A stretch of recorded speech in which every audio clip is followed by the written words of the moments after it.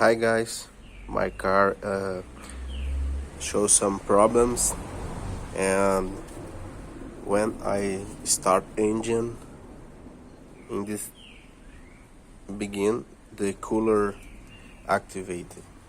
and the car don't read the temperature of the engine, and I check on chip scanner, and the error is P0116, and I check the temperature sensor, and we have a lot of coolant